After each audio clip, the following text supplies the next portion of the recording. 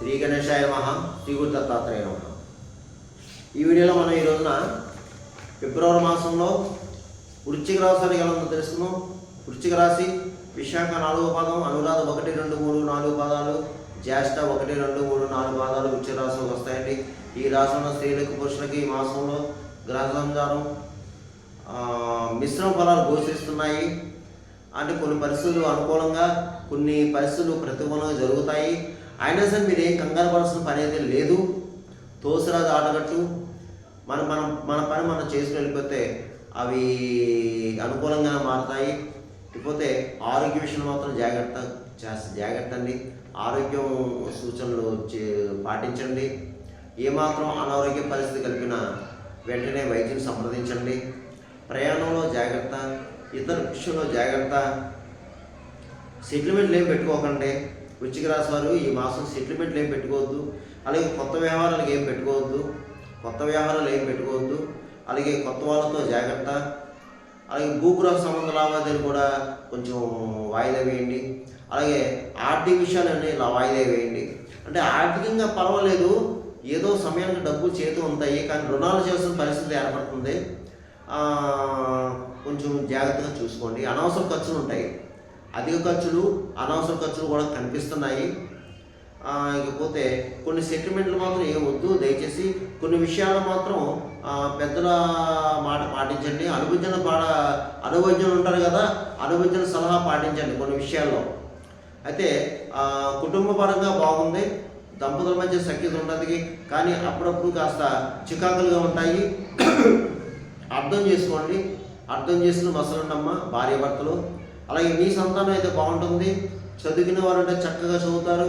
అందులో ఏదైనా ఇబ్బంది అయితే రాదు. అలాగే జాబు ప్రయత్నం చేసేవాళ్ళు కూడా జాబ్ వస్తుంది మీ పిల్లలకి. అలాగే కొన్ని వ్యవహారాలు ముందుకు సాగుతాయి. తర్వాత స్థల మార్పు కనిపిస్తుంది. తర్వాత రక్త సంబంధికులతో జాగ్రత్త. అంటే రక్త సంబంధికులతో మాత్రమే జాగ్రత్త. బంధువులు పర్లేదు, స్నేహితులు పర్వాలేదు. అయితే కొత్త వాళ్ళు మాత్రం నమ్మొద్దు. కొత్త వాళ్ళు నమ్మి మీరు బంగారం కానీ, పత్రాలు కానీ, డబ్బులు కానీ ఇస్తే తిరిగి రావు. అలాగే కొంచెం ఈ మాసం కాస్త జాగ్రత్తగా ఉండాలి. తీర్థయాత్రలు చేస్తారు, చేయండి.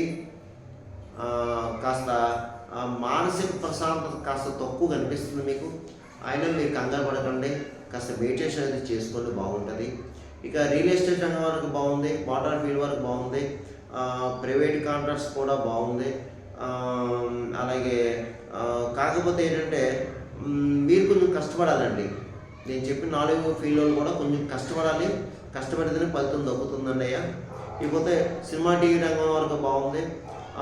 కొన్ని సందర్భాల్లో అవకాశాలు చేతికి వచ్చినట్టు వచ్చి వెళ్ళిపోతున్నాయి, కానీ మీరు ప్రయత్నం చేయండి, మళ్ళీ అవకాశాలు వస్తాయి.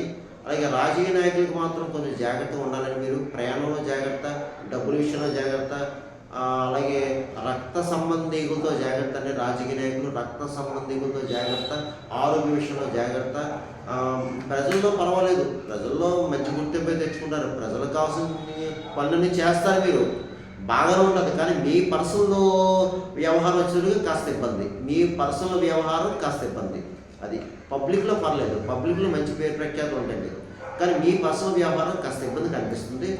ఎందుకంటే మీకు నరఘోష కూడా కనిపిస్తుందని. మీకు శత్రువులు ఉంటారు, డబ్బులు మంచినీళ్ళ ఖర్చు అవుతుంది, జాగ్రత్త అండి. ఇకపోతే వ్యాపారస్తులు, అన్ని రకాల వ్యాపారస్తులకు బాగుంది.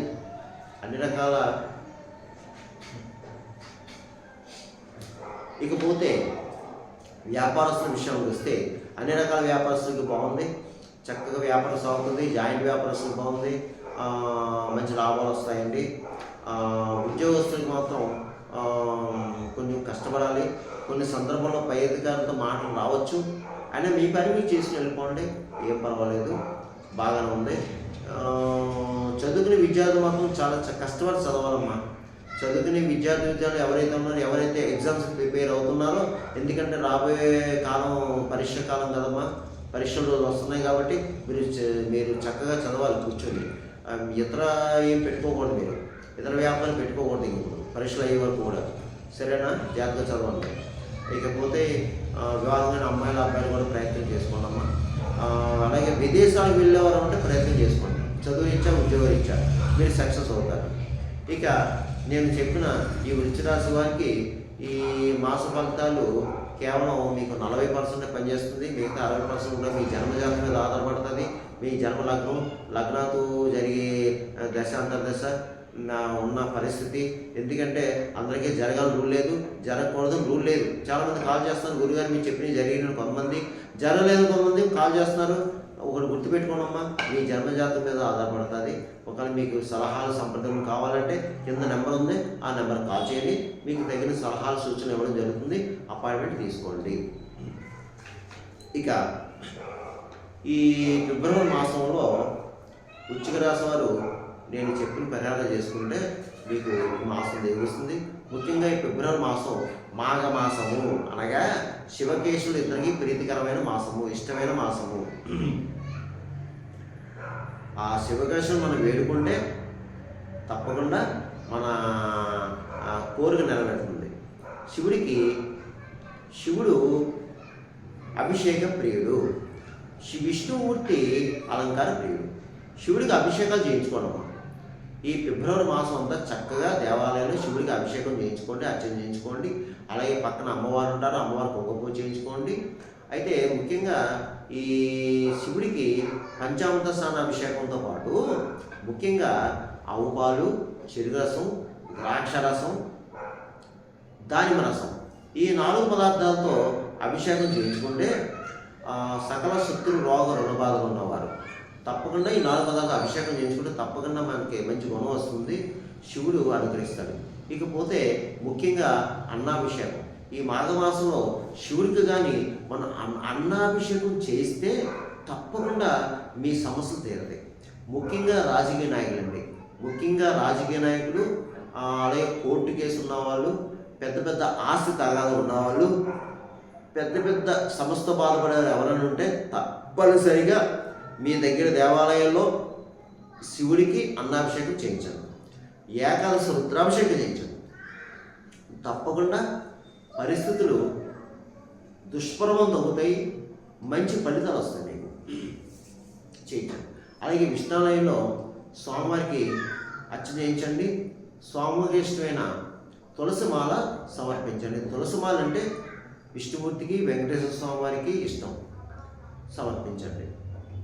అలాగా ఇకపోతే మీ ఫిబ్రవరి మాసంలో ఎవరైనా పుట్టినరోజులు జరుపుకుంటే తప్పకుండా మీ పుట్టినరోజు నాడు ఏదో ఒక దేవాలయం వెళ్ళండి, ఏదో మీ దగ్గరలో ఉన్న గుడికి వెళ్ళండి, పూజ అర్చన చేయించుకోండి, స్వీట్ పంచండి, ఏదో ఒక స్వీట్ పంచండి అమ్మా. మీ యథాశక్తి 1 కిలో, 1 కిలో, కిలో ఎంతో కొంత స్వీట్ తీసుకోండి. అక్కడ దేవుడికి నైవేద్యం పెట్టండి, నివేదన చేసి అయ్యగారు ఇస్తారు. అర్చక స్వామివారు ఇచ్చిన తర్వాత అది అందరికీ పంచండి, దేవాలయంలో అందరికీ పంచండి. అక్కడ గురువుతో ఆశీస్సు తీసుకోండి. పుట్టినరోజు నాడు అర్చక స్వామితో ఆశీస్సు తీసుకోండి. ఎవరైనా పెద్దవాళ్ళు దంపతులు కలిస్తే పెద్దవాళ్ళు దంపతులు, పుణ్య దంపతులు, వారితో అర్చనలు వేసి ఆశీస్సు తీసుకోండి. ఎందుకంటమ్మా మన పుట్టినరోజు నాడు ఇలాగ దేవీదేవతల గుడికి వెళ్ళడం, మన చేతులతో మన స్వహస్తాలతో స్వీట్ పంచడం, పెద్దవాళ్ళు ఆశీస్సు తీసుకుంటే మీకు మీ జాతకంలో దుష్ప్రభావం ఉన్నా అది తగ్గుముఖం పడుతుంది, మీకు మంచి ఫలితాలు ఉంటాయి, మంచి శుభాలు జరుగుతాయి. అది ఇది మాత్రం చేసుకోండి. ఇకపోతే తర్వాత వీలైతే ఈ మాఘమాసంలో ఫిబ్రవరి మాసంలో సత్యనారాయణ స్వామి వ్రతం చేయించుకోండి అమ్మా. సత్యనారాయణ స్వామి వ్రతం చేయించుకోండి, ఇంట్లోని కుదరకపోతే దేవాలయాలు చేయించుకోండి, నలుగురికి భోజనం పెట్టండి. ఇక ముఖ్యంగా పుణ్యనది క్షేత్ర దర్శనం, నదీ స్నానం చేయండి. ఏదో ఒక నది, గోదావరి, కృష్ణ, గంగ, లేకపోతే సముద్రం, ఏదో ఒక నది స్నానం చేయండి. అయితే అందరికీ అలా కుదరదు కదా, కొంతమంది ఉన్న బావిలో కూడా స్నానం చేయండి. ఇవన్నీ లేని వారు చక్కగా సిటీ టౌన్లో ఉన్నవారు గంగాజలం ఉంటుంది, గంగాజలం కొనుక్కొని తెచ్చుకోండి. గోవు యొక్క పంచకం కూడా అమ్ముతారు, గోపంచకం అమ్ముతారు, తెచ్చుకోండి. మీరు చేసే బకెట్లో, స్నానం చేసే బకెట్లో అక్కడ కాస్త వేసేసి కాస్త కళ్ళుపు కూడా వేసి స్నానం చేయండి. అదే నదీ స్నానంతో సమానం, అంతే, నదీ స్నానంతో సమానం. చక్కగానే స్నానం చేసి, అలాగే ముఖ్యంగా ఈ ఆరోగ్యం బాగోలేని వారు ఎవరైనా ఉంటే ఈ మాఘమాసం సూర్యనారాయణమూర్తి ఎక్కువ పూజ చేసుకోండి. ఈ మాఘమాసం కూడా సూర్యదేవుడికి ప్రీతికరమైన మాసమే. ఆయన కూడా పూజించండి. వీలైతే మీకు దగ్గరలో సూర్యనారాయణ దేవాలంటే వెళ్ళండి, దర్శించుకోండి, అష్టోత్తర పూజ అది చేయించుకోండి. ముఖ్యంగా ఆదివారం వెళ్ళండి.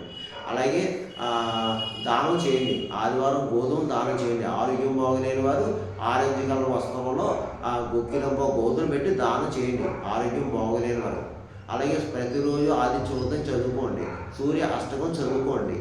ఇలా చేసుకోండి, బాగుంటుంది. ఇకపోతే మోజీవులకి ఆహారం పెట్టండి, గోవుకి గడ్డి వేయండి, కాకులకి తీపన్నం పెట్టండి, పిచ్చుకలకి చిరుధాన్యం వేయండి, పౌరలకి జొన్నలు ఉంటాయి జొన్నలు వేయండి, కుక్కలకి బిస్కెట్లు బ్రెడ్ పెట్టండి. అలాగే ముఖ్యంగా భిక్షగాలు ఉంటాయి, భిక్షగాలకి ఆహారం పెట్టండి, అన్నం పెట్టండి, లేదా అరటిపండు పెట్టండి, ఎంతో కొంత ధనాన్ని ఇవ్వండి. ముఖ్యంగా ఫిజికల్ హ్యాండిక్రాఫ్ట్స్ బ్లైండ్ పర్సన్స్ ఉంటే తప్పకుండా వాళ్ళు ఆదుకోండమ్మా, వాళ్ళని ఆదుకోండి, మంచి జరుగుతుంది. ఎందుకంటే కొన్ని మనకి కర్మదోషాలు వెంటబడతాయి.